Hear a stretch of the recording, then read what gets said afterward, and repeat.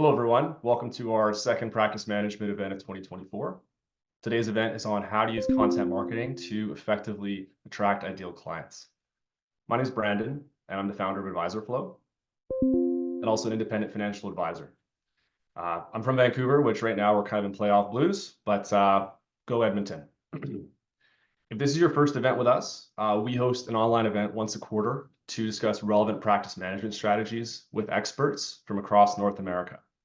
Our goal is that you'll leave with some actionable insights that you can implement into your business. And as we dive into today's session, we do hope you'll share your feedback with us. Ryan's going to start us off today and discuss some trends he's seeing in B2C marketing. Then Phil's going to share his journey with us, transitioning from the traditional insurance planning to the digital. I'll close us out with some Advisor Flow updates and moderate our Q&A. So this is the first time I've actually hosted an event with Ryan Webb. However, Equisoft has been an early integration partner of ours at Advisor Flow, and the CRM is used by thousands of advisors across Canada and the world. Ryan has worked at some of Canada's leading tech companies. Prior to joining Equisoft, he was leading client acquisition with Lightspeed and BlinkX. He helped exponentially grow their customer base.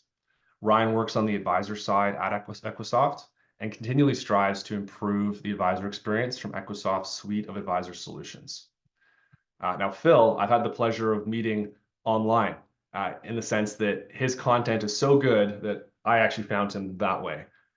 In fact, one of my clients actually sent me a link to his website because they participate in high-risk sports and they were curious about some of the content they'd found online through Phil's online marketing. So pretty crazy. Phil, though he's a seasoned insurance professional with nearly a decade of experience in the high net worth estate planning space, he hosts educational courses as well as focusing on his family insurance sales market. Over the past 4 years, he's pioneered a comprehensive self-service online application portal that enables consumers to apply seamlessly online. Additionally, Phil has successfully implemented various digital content strategies across his key demographics, and he's established a profitable and sustainable lead generation system.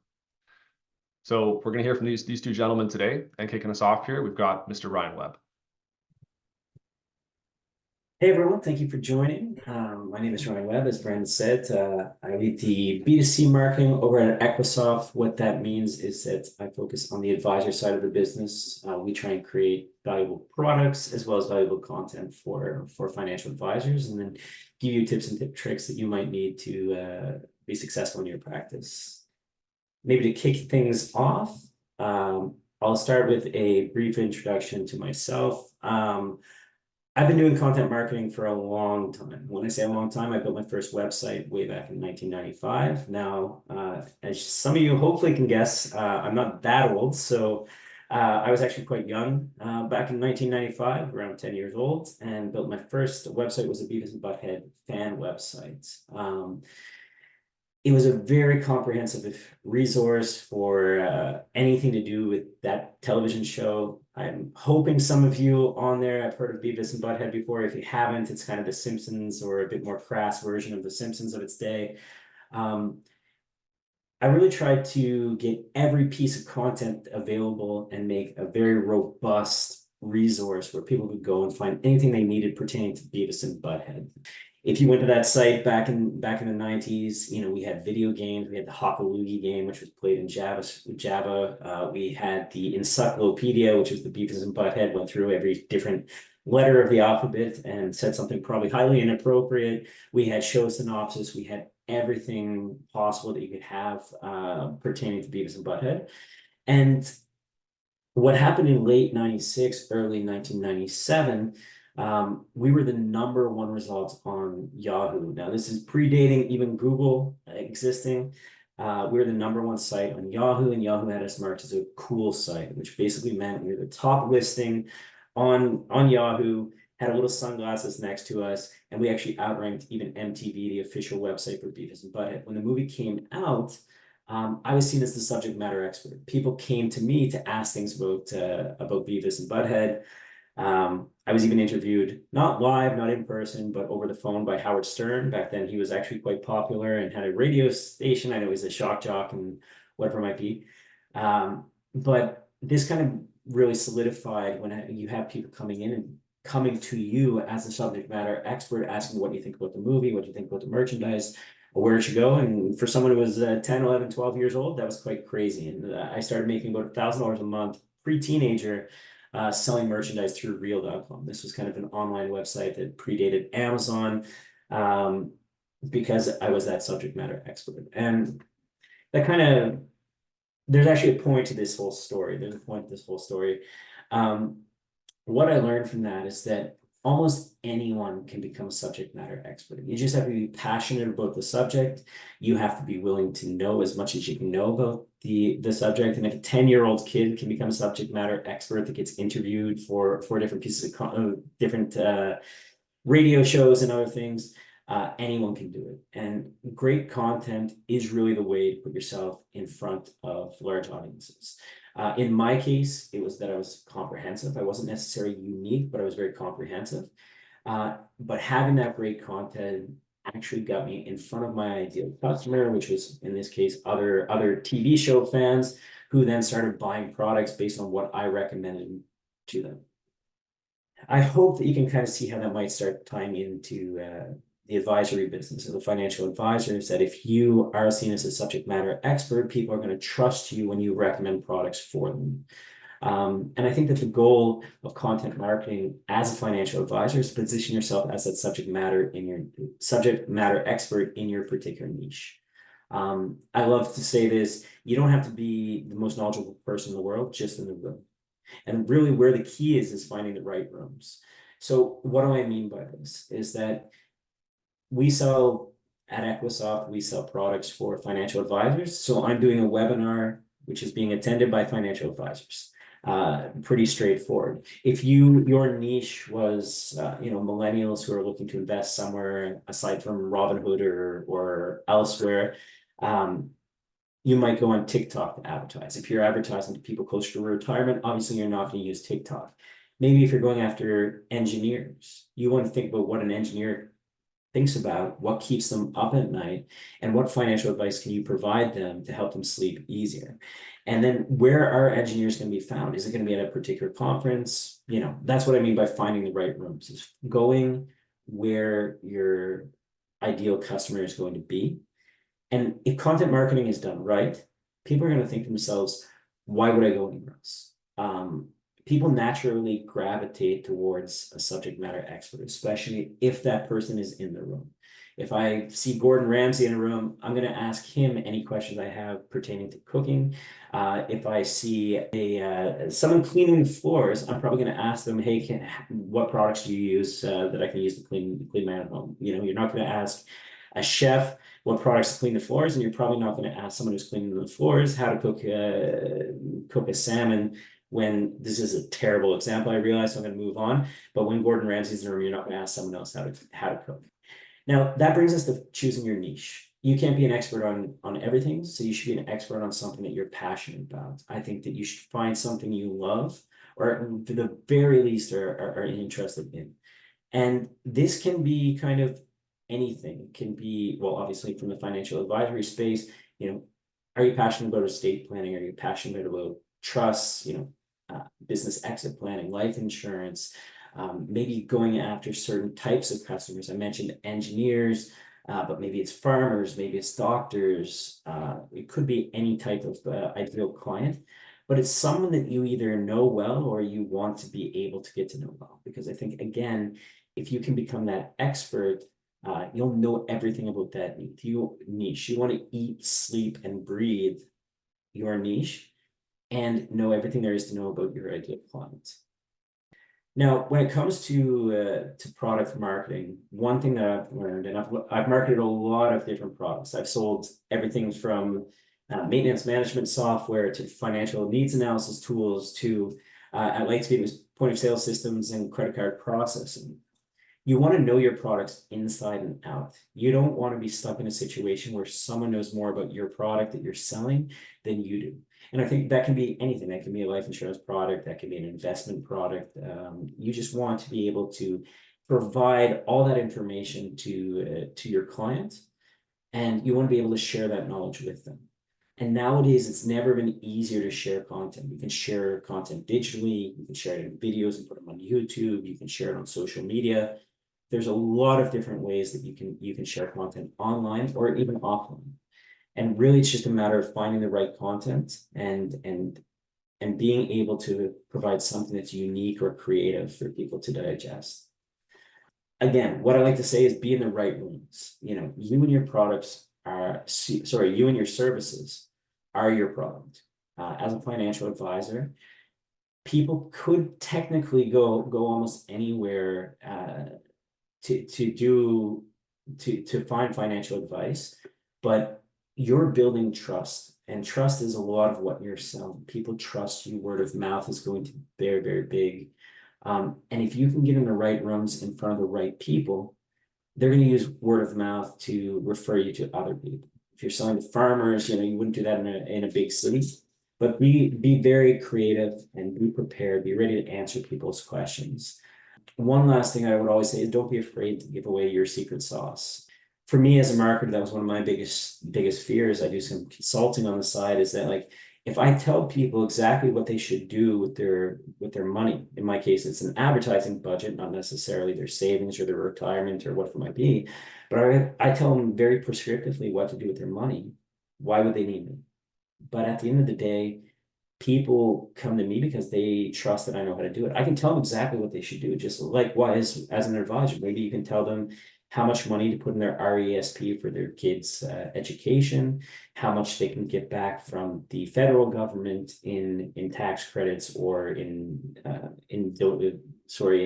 contribution matches, what they can get from the provincial government. You can tell them all these things. You can tell them how much to put in their TFSA after they've already capped out their RSP. You can tell them all these different things, but there's probably still going to come to you and say, hey, can you do it for me? If someone's going to do it all themselves, they probably weren't going to be a client of yours anyway. But I like to think of it like this. I know the 11 herbs and spices for KFC. Don't quiz me on this, but I can find them online on Google. I'm still going to go to KFC and buy my fried chicken. I'm not gonna make it myself. I want to go with someone who's the expert, someone who knows how to do it, someone who's been doing it for a long time, and ultimately someone I trust. And that also comes to tailoring your offering. So when I talk about tailoring your offering, you know your product, you know your target audience. If you're doing, again, I'll stick with the same example, financial planning for engineers, when you know what keeps them up at night, you've walked a mile in their shoes, so to speak. You've actually been there, you've done that, you've helped other engineers, you've done financial plans for other engineers. So you can custom tailor, you can speak their language, and that's something that actually goes a long way in building trust with your clients. And one way to do that is through content. And then once you have that content built, you can share it with other people, other engineers, other farmers, other whoever your niche might be. Anyone can be a subject matter expert. People trust subject matter experts, and that's why it's super important for financial advisors, because people will trust you, and trust is a very important thing. Choose a niche you love. Know your niche, know your client. Be comfortable sharing your knowledge. Don't worry about giving away the secret sauce. Tailor for your niche, and that means custom content for your niche. Brandon, back over to you. Thanks, Ryan. Yeah, a ton of value there. Pretty crazy about the Beavis and Butthead site. I'm curious if it's still running, but we can get back into that during Q&A. And I think this cues us up pretty well for Phil, because he's basically done a lot of what Ryan's just spoken about, and I don't know if he followed the playbook or figured it out on his own, but we'll hear from him. So Phil, please take us through your story over the last 4 years. Yeah, well, almost a decade now, but definitely there's been a little bit in the last 4 years here. This was step one here. So I started the insurance industry almost a decade ago, and I started with a company called Combined Insurance. At the time, yeah, Combined was doing a lot of recruiting. I don't know if anyone's familiar with Combined, but they were doing a lot of recruiting. And before that, I was an electrician, and I wanted to get out of the electrical. I wanted to get out of construction, and I always wanted to move towards some type of, self-employment, some type of sales position. And they were recruiting at the time. And I thought, yeah, what the hell? Let's let's try this insurance thing out. Probably like a lot of people, this is my first sale. You can see all the paperwork here. Combined had like all paperwork. They had all paper applications and everything like that, which, I'll talk about digitizing my business. But this was the first sale to my girlfriend at the time, and I said, "Hey, I'm getting into insurance. Maybe you should get some insurance, and you can be my first customer." So luckily, she said yes, and I signed her up for maybe like a $40 a month policy, and I made my first check for maybe like $500 or $400 or something. I thought, hey, this is pretty good. I can make some money in this. So I was with Combined for not that long, actually, maybe about a year, and I love the industry actually, and I was really stoked to not be doing construction and electrical anymore, and I wanted to pursue this a little bit more. But Combined was a limited company. They just had a few accident policies and sickness policies. Like break your wrist, you get a couple $100. Break a bone, go to the hospital, get a couple $100.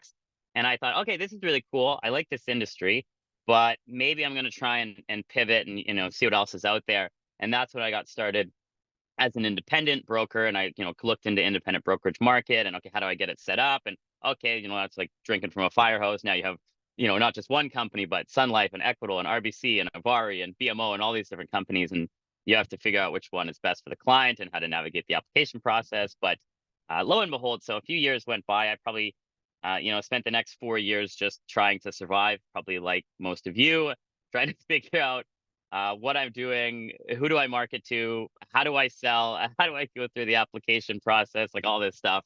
And what I ended up settling on, which just happened out of pure luck, I went to an MGA, like one of those conference days, and Desjardins was there, and Desjardins was doing a seminar on the split dollar CI policy. And this is basically a strategy where business owners can use it to essentially get some retained earnings out of the corporation tax free. Obviously, there's some tax implications for it and some things to consider, but it was a tax strategy.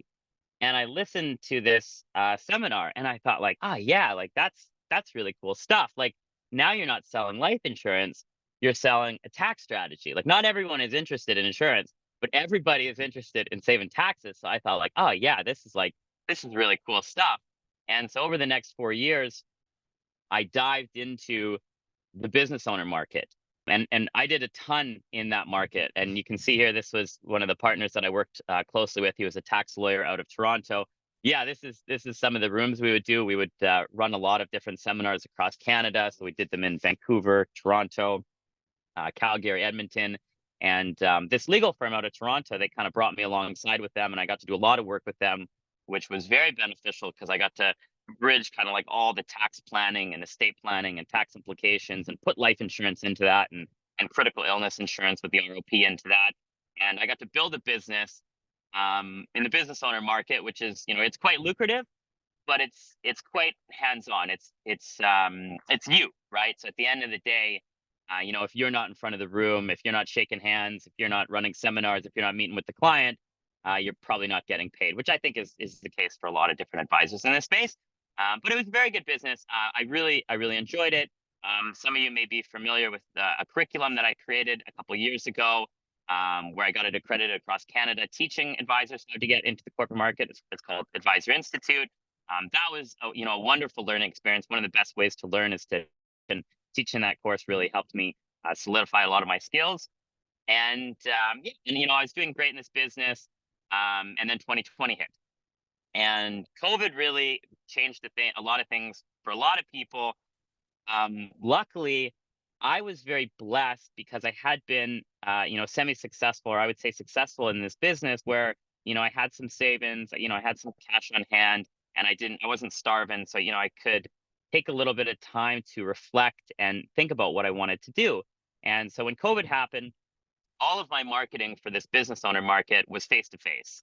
So everything is, seminars like you see here, or, wine and dine events, networking events, getting out there in the public and meeting people. You're meeting with wealthy business owners. You're probably not going to find them on TikTok or Instagram or anything like that. You might. I shouldn't say you probably won't. I still actually do to this day get some business owner clients from digital marketing. So I don't want to say you don't do it all together, but more than anything, it was face to face. And I really had to think about what type of business I wanted to create. And so I thought, okay, am I going to try and do a digital business? I'm going to wait a little bit. Do I want to continue in this market? And there's nothing wrong with this market, but my lifestyle, which is, I like to go on a ton of adventures. I'm a very avid climber. I'll talk about it later in this presentation. And the thought about, going and continuing to do these seminars and face-to-face meetings and all this for the rest of my life seemed a little bit daunting. I thought, okay, what kind of business do I want to create? And so that's when I took a step back, and we built Affinity Life, which is the company that I run today. And so Affinity Life is, a little bit more of a technology platform. So I invested a ton of money into building out an online platform where we could have both the quoting process, the needs analysis, the recommendation, and the application all done on a self-serve portal. And so we started building this basically 3 to 4 months after COVID started. And it was perfect timing because, everything, all the marketing was shut down. I had a lot more space to do this, and worked with a development company to build this out where customers could just, go get a quote, apply online. And my input in the business would be dramatically reduced. I wouldn't have to do face-to-face meetings. I wouldn't have to do webinars or seminars, I should say, face-to-face seminars. And I could maybe live a more nomad life and a little bit more life adventure with, not so much input from myself. And, the saying, if you build it, they will come. This is not true. This is not true in the slightest. I thought in my head that I would build this online life insurance platform, and consumers would come to it and they would be like blown away by the fact that you could buy life insurance online. And so, we spent whatever 75 to 100 grand to build this. It took maybe a year and a half. And finally I have it now. The website's operational. I fixed all the bugs, and we launch it, and okay, here we go. And I think I'm going to put out a Facebook post and become a millionaire overnight. That's not the case. If you build it, you still need to market it a shitload and hope that they'll come, which then kind of began my journey into digital marketing. And before this, I had done zero digital marketing. All of the marketing that I had done was seminars, face-to-face, door knocking, cold calling, meeting people, going to networking events. Not really anything online. I might have had a Facebook page. I didn't really use it.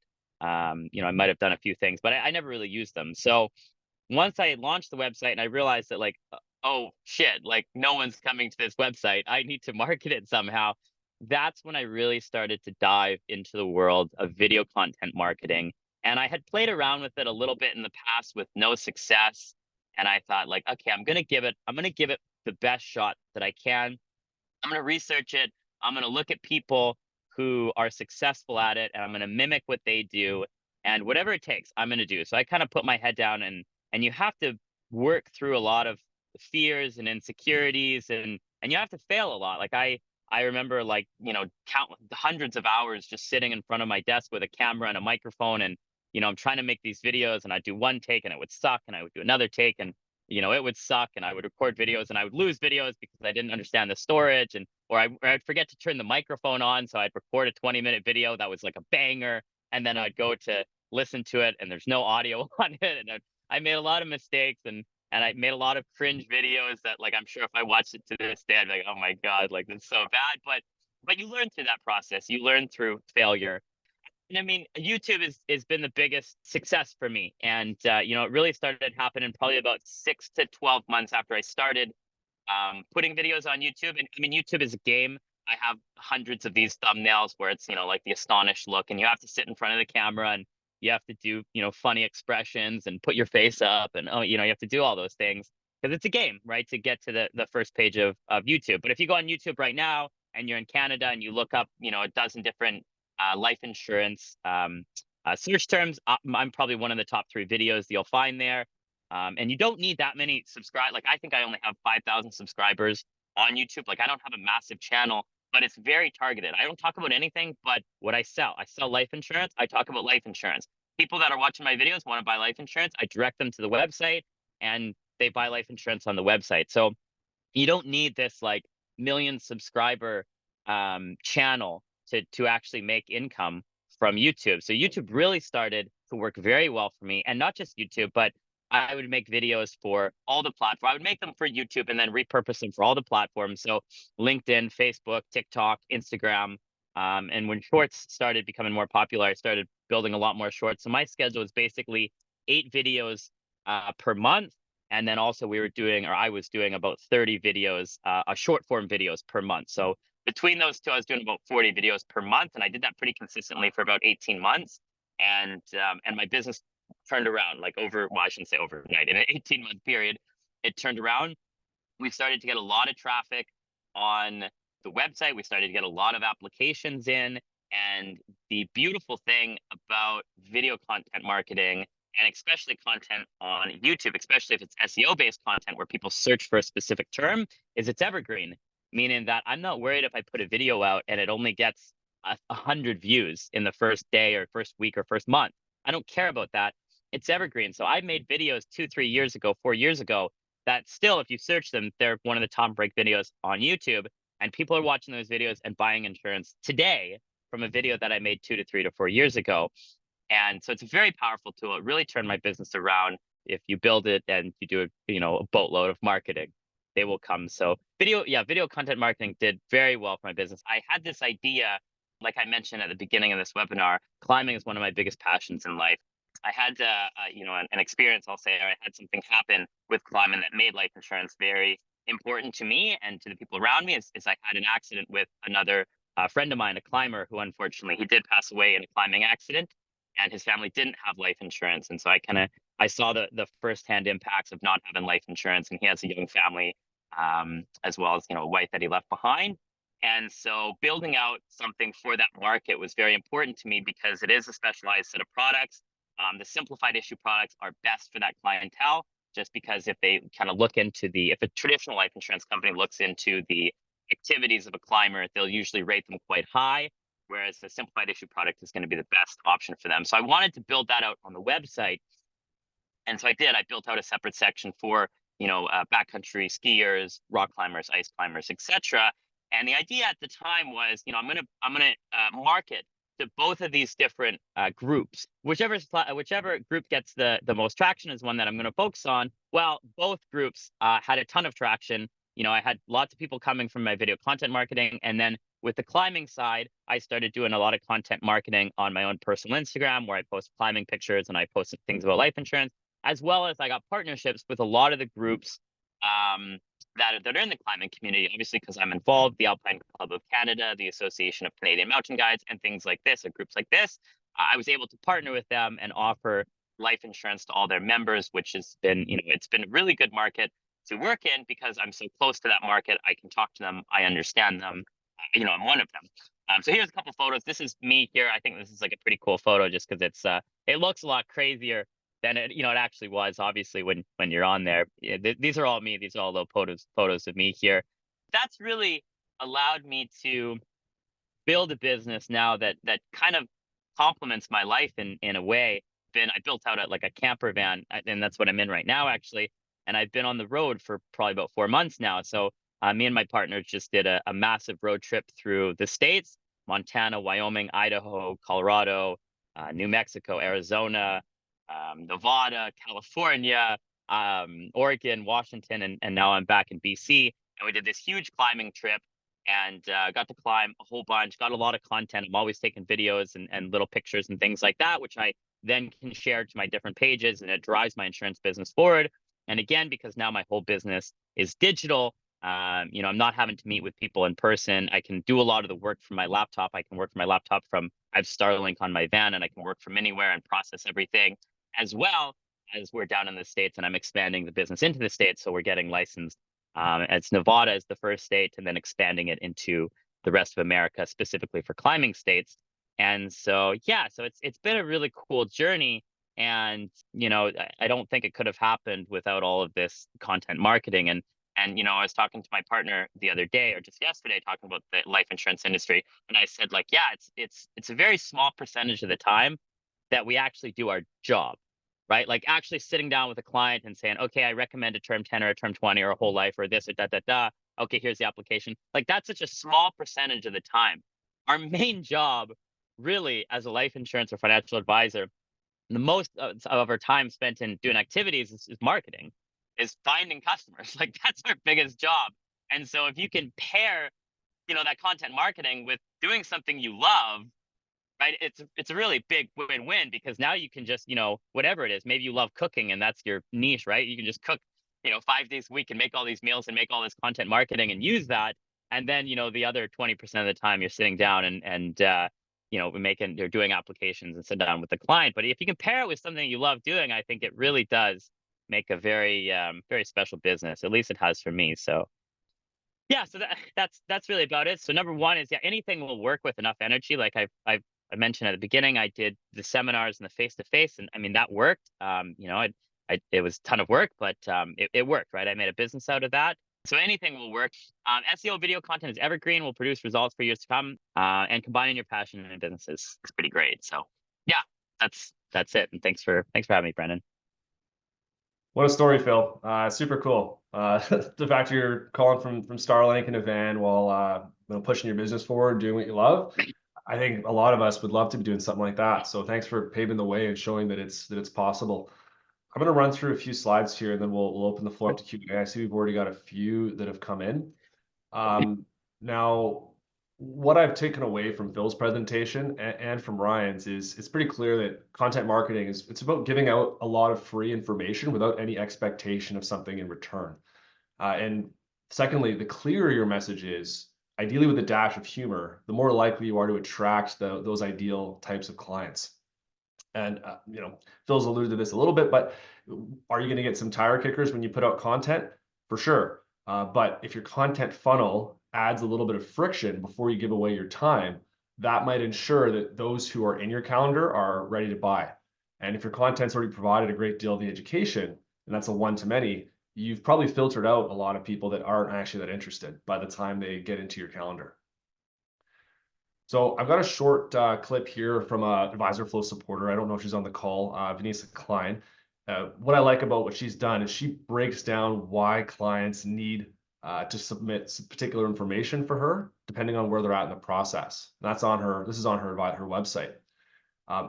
We as advisors, once you've created that funnel, as Phil has on his side, then you got to create content that drives ideal clients to your website and ultimately gives you some of that information to get started either with insurance planning, investment planning, financial planning.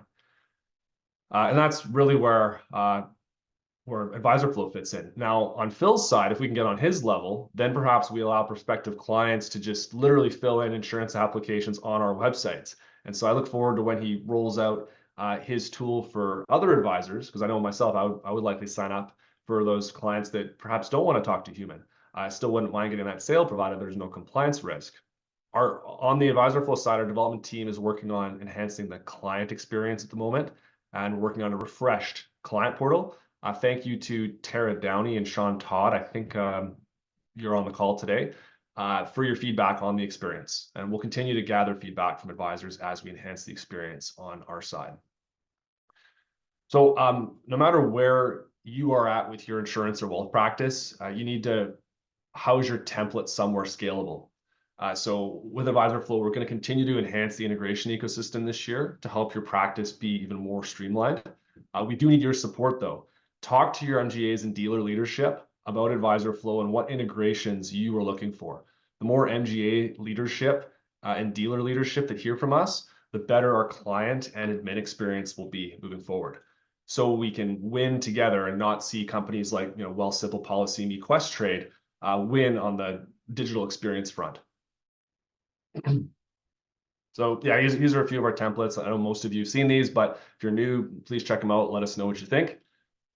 Ultimately, the more we can standardize the basics of our business, but focus on doing marketing that captures who we are and what we love, that's what's ultimately going to drive our businesses forward. So check it out, book a demo if you haven't seen the software. I'm going to invite Phil and Ryan back on for Q&A. All right, so let's dive into our Q&A here. Yeah, I can do this one from Janice Potts, who says, wondering what you feel about animation videos explaining concept like capital gains or taxes, etc.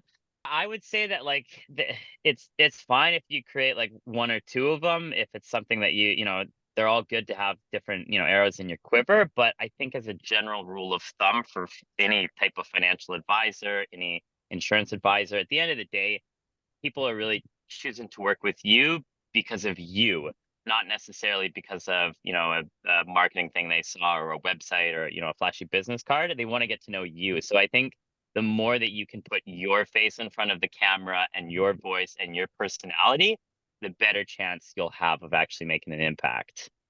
Yeah, I mean, maybe just to add to that, I one time had a very successful YouTube video, had close to 30 million views because I was looking at what is everyone searching for. Number one search was how to tie a tie. That was the most popular, still is the most popular video on YouTube, but did it a little bit differently. Hired, instead of an old man tying a tie, it was a professional model. We got her to like kind of tie a tie, professionally shot. And really it stood out. So I guess the point I'm trying to make is that like I think that if you're going to go after general questions like explain capital gains taxes or things like that, do it in a unique way. I think that's there's a lot of those videos online, so do it a unique way. And then as Philip said, try and show maybe your personality or something out there, because no one just wants to hear a dry piece of content explaining capital gains taxes. It's been done. It's been done a million times. There's a lot of competition there. So do it unique. Show your unique personality, or find a unique way that no one else is doing it. Yeah, if the Canucks won the last game, I would have been wearing my jersey for today. So instead, I threw on a dress shirt. But I think Phil from a van is going to have to become a hashtag for some of his content. Okay, we got one about Equisoft. Can Equisoft help with marketing? If so, what kind of marketing? Yeah, so I mean, Equisoft, we make a full suite of tools for financial advisors, from the CRM, which definitely helps you interact with your customers and market to them. But really the strength is through our integration partners. So people like AdvisorFlow that we integrate with. We also integrate with MailChimp for like email marketing. So I mean, if there are certain things specifically you're looking to do, you can probably do it through some of our integration partners as opposed to directly with Equisoft. And we also have a blog on our site. I won't pitch it, but we do have content pertaining to marketing on that blog that you can read as well. It's a great point on the integrating tech. We did an event on this last year with Francois from Equisoft and Kelly Gustafson, Janice. So if you check out our previous webinars, I recommend checking that out, because I do agree. There's several tools that do different parts of our process, and ideally you can try to get them talking to each other to help you run your business better. I've got a question here from Daniel. Is there a general formula for content, beginning, middle, end? What's the hook, call to action? Yeah, like one of the things that I learned with making YouTube videos, don't focus on perfection, focus on progress. You'll never create, like, especially if you want to get into creating video, any type of content for that matter, whether it's video content marketing or blogs or pictures or anything, you need to think about like your first 50 pieces that they're basically just like throwaway pieces. They're all going to be bad. They're like, none of them are going to perform. You're not going to get any clients from this. And I tell anybody that wants to get into video content marketing, or any content marketing, is like, just like think about your first 50 pieces as a learning experience. Like try to make them as best as you can, but they're all going to be garbage. Like if I opened my YouTube channel and actually showed all of my old videos, like they're terrible. They're so cringeworthy that I'm just like, oh my God, what was I thinking? But to answer your question, like, is there a general format? Yes. I mean, like the general format is that instantly you want to hook them into the video. So if you go to any of my videos, you'll notice that I don't even say, like I used to say in my videos, I used to say, in today's video, I'm going to talk about these 3 things. I never say that anymore, because if they already searched my video, then it's assumed that they already know what they're looking for. They already know what the video is about, since I have a thumbnail and a title. And so it's like right away, I want to hook them into the video. And I'll be like, I can't believe this. Did you know in the last 2 years, this, whatever it is, you want to hook them instantly within the video. You want to get it started quickly as possible. You want to waste as little time as possible, because chances are they're probably going to, if you can get them to stick around for the first minute or two, the chance of them actually watching the rest of the video is pretty good. But if they just watch a few seconds, oh, this is slow, I don't want to listen to it, they leave. So the general format for me is I hook, and then once I hook them, I do a quick intro for my company. I do this in every video. So I say, what's up? If you don't know me, my name is Philip Setter. I'm the founder and CEO of Affinity Life, where we help thousands of Canadians find the right life insurance at the right price. Visit my website for more information. And then I jump into the video. I do the content of the video, and I try and rehook them throughout the video, talking about something that's going to be at the end. If I'm talking about, let's say, here's the 7 reasons you need to buy life insurance or something like that, I'll say, and make sure you stick around to the end, because the 7th is the craziest that you probably didn't think about. And throughout the video, I stay rehooking them to try and get them to the end. Because yeah, to rank for, especially on YouTube, but all different platforms, all you have to do is make a video that people want to watch and people are watching. And if YouTube sees that people watch more of your video than your competitor's video, YouTube is going to show your video to the people. And it's It's a very exponential curve. It's not like if there's two videos of the same content, 7 reasons to buy life insurance. It's not like YouTube will say, oh, okay, let's give like a little bit to him and a little bit to him. It's basically like, oh, if this one's doing better, okay, this one's gone, and let's give everything to this one person. And so you'll see a lot of videos on my channel, will have like a couple hundred views or 1,000 views, and then some will just have like 50,000 views or 100,000 views because that's the video YouTube has chosen. A lot of value there for sure. And you remind me, I got to go delete all my first 50 videos because they're garbage. Yeah, I mean, just I completely agree with Phil there. I mean, one thing that I know as an advertiser on YouTube is that you don't pay for videos if people don't watch past that 5 seconds. That little skip ad button, if they skip before then, you don't pay for them. Now, of course, everyone's gonna say, oh, have dollar signs say, okay, I'll put out a really bad video that everyone skips in the first 5 seconds, and then I'll get all my videos shown for free. But no, YouTube will bury that and not show that video. So keeping people hooked, keeping people entertained. I think, yeah, that 5 seconds to get them hooked. And yeah, the more that people watch it, the more YouTube's going to prioritize you and show that content higher up on the page and get you more views, as Philip was mentioned. So we got a question on blogs here. Like, do they really work? And like, how do you make people actually read them? From my perspective, blogs are similar to what Phil was saying for YouTube videos, kind of as that evergreen content, is that if you write blogs with topics that are tailored to your ideal customer, and you just put them up there, you rank well on Google for them for those particular keywords that someone's looking for. Maybe capital gains tax is one of those particular examples. You can start to get traffic to your website through that blog. Now, as an advisor, the thing I would advise against is that it is a fair bit of work. Someone goes to your website, you have to they read your blog, you have to funnel them towards a form or a conversion action after they've actually read the content. Otherwise, they're just going to read the content and leave. But you can also then remarket these people saying, hey, this person was looking at capital gains tax in Canada. Let me try and push them to a financial advisor who's an expert on capital gains tax. So there are some intricacies towards it, but you really have to have that content strategy. I think it's going to be key when it comes to creating content for a blog. And then the last thing I would say on that is just don't try and go after the content that everyone's wrote about, because you'll have competition. And if they've already perfected a piece of content and they're getting 50,000, 100,000 views, you have to make something that's unique or that's going to actually surpass that.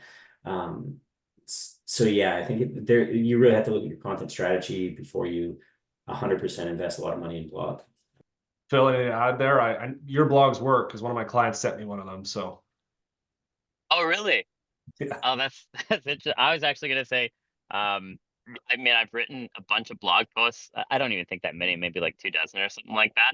And yeah, I think for that, anything works. Anything works. If you want to write blog posts and you're really good writing, do that, and that'll work. If you want to run seminars and you're really good in front of the room, do that. I think picking one thing and trying to master it is probably your best bet. For me, it was video content marketing. I tried blog posts. It didn't really work that well for me. I guess obviously it worked somewhat well because someone sent it to Brandon. But I thought, I'm going to pick one thing and I'm going to do one thing really well. And that was video content marketing. So I don't really know anything about blogs, but I know they can work. Obviously, a lot of companies do it. But I would say, especially for a one-man shop, pick one thing that works very well for you and pursue that.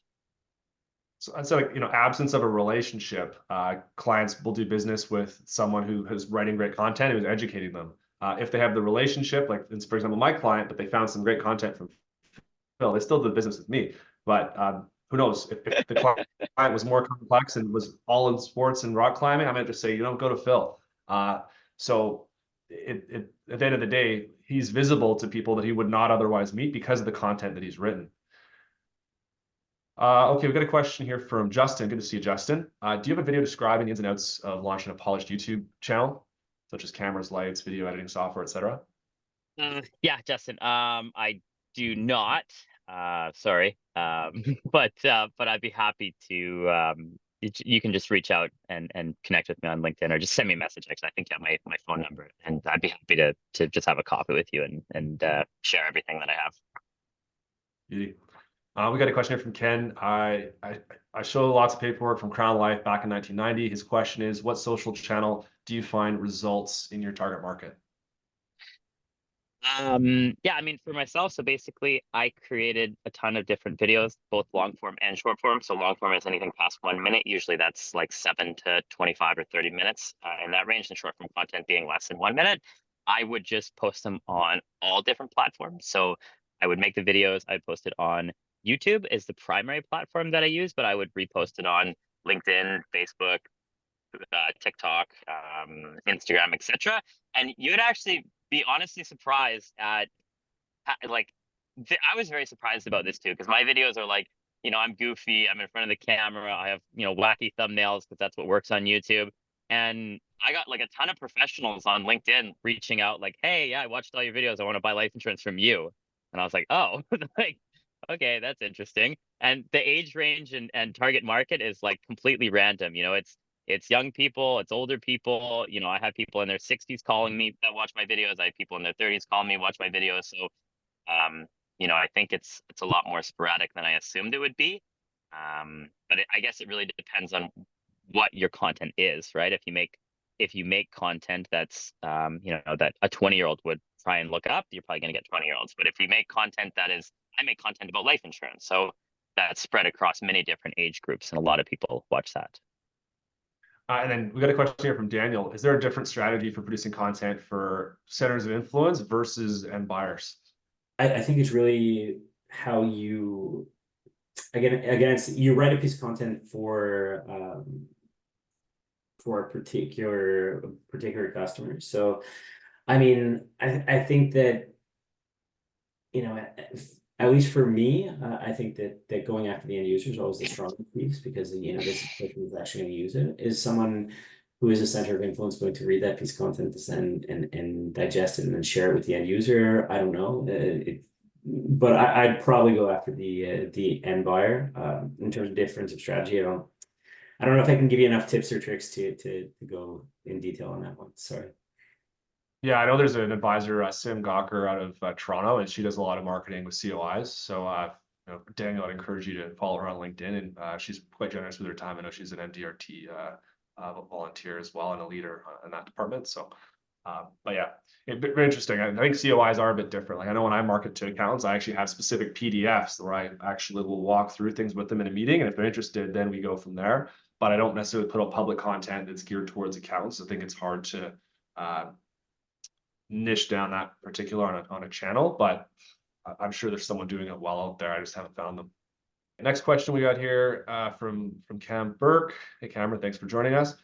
Do you use CRM for posting simultaneously on multiple platforms? Now, I don't think a CRM is typically used for that, but your marketing tool, so whether it's like an advisor stream, Hey Advisor, or perhaps your own content that you've been using, that's probably what he would refer to, I imagine. Phil, is there a tool you use for posting to multiple platforms, or do you kind of do manually for each platform? Yeah, that's a good question.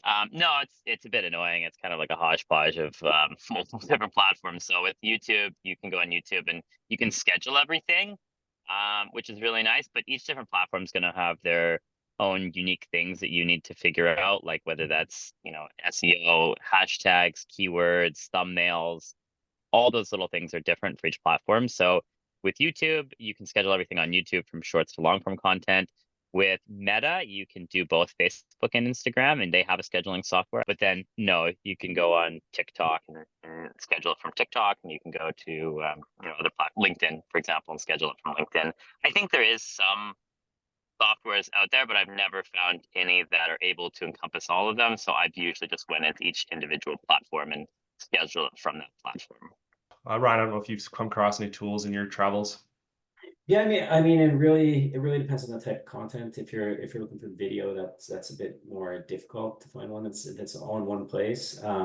Sprout Social, Hootsuite, I've seen they can be. Sprout Social I like because it has a free version. Hootsuite can be quite expensive, but that's more for blog posts and sharing any white papers or things across different social channels. But last question here from Daniel Carroll. Would you change your strategy between LinkedIn and other platforms, or is it the same content being spread across the various platforms? for me, it's the exact same. I'll create long form content, and usually that's just going to go only on YouTube. And then I'll create short form content, and I spread that across YouTube, LinkedIn, TikTok, Facebook, and Instagram. And it's the exact same for all of them. I'm not reinventing the book. Gotcha. Yeah, I think the takeaway here is like advisors need to create content, but know who your niche is, know what your specialty is and how you stand out. It's just you in a suit talking about life insurance, you'll have a harder time selling. But if you are a quick talker like Phil and you got some humor you can tie into it, then you might have a higher chance of getting ranked at high in that algorithm. So yeah, the more authentic you can be, and the faster you can burn through those first like 50 pieces of content, the higher chance of success you'll have. Okay, last one here from Lucy. I think it's about Equisoft helping converting leads. I don't know if there's a tool for that, Ryan, within Equisoft. Yeah, I mean, converting leads from one to the other. I think that Equisoft integrates with your calendar, keeps track of all your client meetings. It allows you to see your client communications. You can see what their investment and insurance products are. So if they do have one insurance product with you and they're happy, happy with you as an advisor, I think that it makes it very easy to see, okay, I haven't spoken to these clients in 6 months. Can I send a piece of communication to them to tell them about the other services that I offer? I think that's really, it depends on who you are as an advisor and whether you want to be a full service or just focus on one particular product for them. But I think that's how I would do it, is within your CRM itself, looking at who has no products with you, one product with you, multiple products with you, and how can you upsell and sell them? Beautiful. Yeah, and these tools evolve over time, right? There's no like one tool that's going to solve all your problems. So like, as an advisor, you should always be evaluating what's out there in the marketplace and then integrating what makes sense. What doesn't work, stop doing that. What does work, double down on that. It's clearly what Phil did. He put out a bunch of content, and whatever worked, he did more of that, and he stopped doing less of the other stuff. Ken has shared a link here for anyone that wants to check it out from Advocates on strategic selling with social media. Talks about best results and age group. Yeah, Phil, I think you mentioned that your content is kind of attracting all demographics. So you're getting like young clients, old clients. So have you noticed any trends that on these platforms, or is it really anybody might reach out to you? Yeah, I would say, I guess if there's any trend, like, I mean, it depends what you're making content for, right? Like, I mean, that's actually a really good point. So like when I first started creating video content marketing, I just created like a ton of different videos on anything. It was like TFSA versus RSP, tax implications in a business, like taxation of this. And yeah, what I found is like people that are watching those videos are searching for that video. And so like, for example, if you make tax videos, chances are they're coming for tax advice, regardless of age, right? I had a lot of people asking, if they could hire me as an accountant. I'm like, no, I'm actually not an accountant. I sell life insurance. So if you're making predominantly retirement, like if you're an investment advisor and you're making retirement videos, you're probably going to get an age group of people that come in that are near retirement. The majority of my videos are based about life insurance, and I'm trying to attract, pardon me, term life insurance sales, because that's what I have built the website out for. So the majority of the clients that I work with that I've attracted are usually age 30 to age 50, married with kids, trying to get life insurance. Now, with that being said, I still get odd liars, both on the young side and the old side, and I still get business owners that are looking at content, trying to get bigger policies. I still get people inquiring about permanent life and retirement planning. But it all depends on what you're making. I don't think what I'm trying to say is it's not necessarily what platform you use in that attracts an age demographic. It depends on what content you're making that attracts that age demographic. Makes sense. Well, Ryan, Phil, I want to thank you guys very much for joining us today. I've learned a lot to apply in my business going forward here. And for those who have more questions about Equisoft, please feel free to reach out to Ryan or members of his team. And thank you everyone for attending. This was a topic that I was curious about, and it seems a lot of you care a lot about this as well. I find some advisors are killing it with social media marketing, such as Phil, and others are just kind of doing okay, such as myself. So the more we can learn from each other, the better I think we'll all do. And ultimately, we can better serve consumers so they don't just buy from direct to consumer platforms, and they actually have a real human in their corner who cares about them. So any final words, Ryan and Phil, before we wrap up? Thanks so much for having us. Yeah, no, yeah, this was great. And yeah, if I'm super happy to answer any other questions that advisors have about video content marketing. Just drop me a line on LinkedIn, and I'd be happy to connect and chat more if you want. Beautiful. Well, thanks everyone. We'll see you at our next event, and yeah, have a good start to your summer.